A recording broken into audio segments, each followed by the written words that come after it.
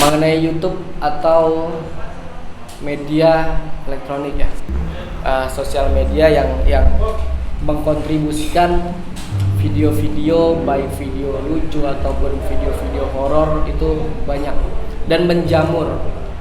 Di 2016 cukup fenomenal untuk dunia YouTube, dan di 2017 pun saya masih melihat masih banyak orang yang mencoba menghasilkan sesuatu dari YouTube gitu. Jadi masih banyak sekali orang-orang yang akan berlomba-lomba untuk menghasilkan sesuatu dari YouTube, karena bukan istilahnya rupiah lagi, tapi akan menjadikan mereka sebuah hasil karya yang bisa dinikmati oleh banyak orang. Kalau dari kontennya sendiri, kebayang nggak kalau misalnya akan konten apa yang bakal booming?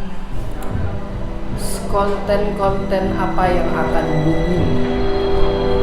Masih, apalagi kalau untuk kontribusi Indonesia ya.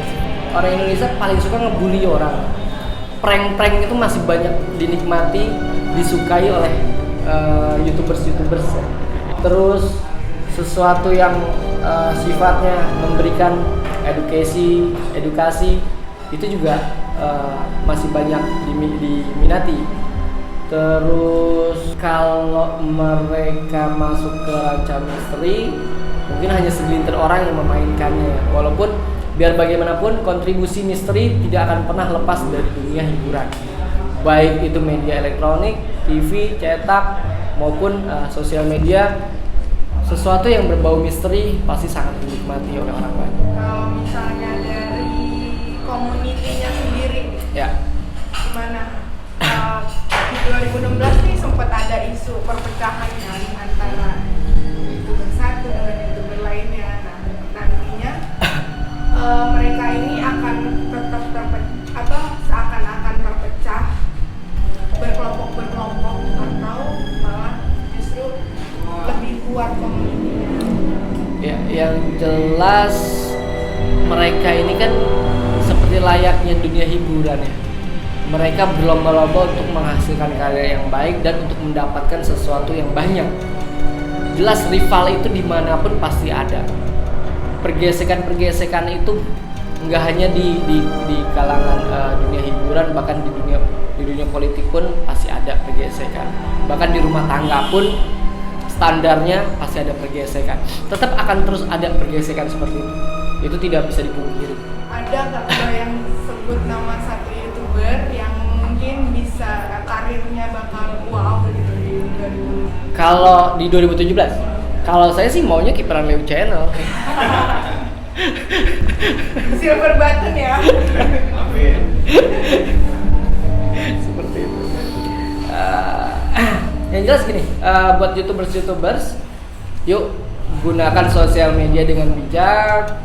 Gunakan, karena ini kontribusinya bukan hanya sekedar kontribusi umum ya, tetapi dinikmati oleh banyak kalangan, baik dari anak-anak, remaja, orang tua, bahkan orang yang sudah lanjut usia masih menyempatkan diri untuk melihat YouTube. Jadi buat siapapun yang mungkin channelnya berkata-kata nggak sopan, berkata kasar, yuk dikurangi. Terus yang kontribusinya hanya untuk mencari sensasi, ayo mari sama-sama dibenahi.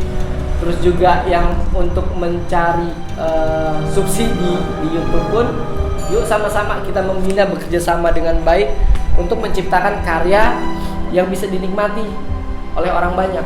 Bukan hanya dari karya yang sifatnya negatif, digandrungi orang banyak, tapi sumpah serapah yang keluar itu bukan edukasi, tapi itu justru mencontohkan sesuatu hal yang tidak baik, yang akan membawa dampak generasi muda ke dalam keterpurukan.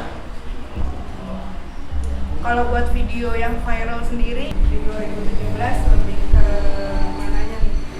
Kalau saya lihat di 2017 akan lebih terlihat yang sifatnya spontanitas, yang hanya dia bawa handphone, dia taruh handphone terus sekedar tanya jawab sama orang atau ngeprank orang atau ngerjain orang dan lain sebagainya. Itu yang jauh lebih terlihat di 2017 dibandingkan drama-drama yang orang akan melihatnya bosen gitu loh.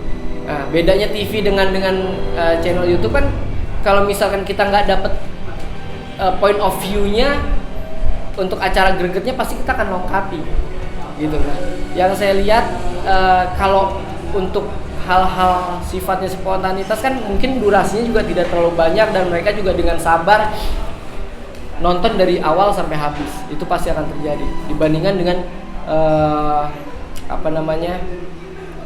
drama yang sifatnya agak lebih lama.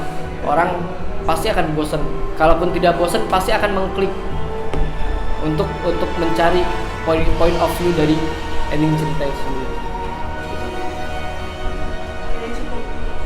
Terima kasih. Terima kasih, Aki. Sama-sama.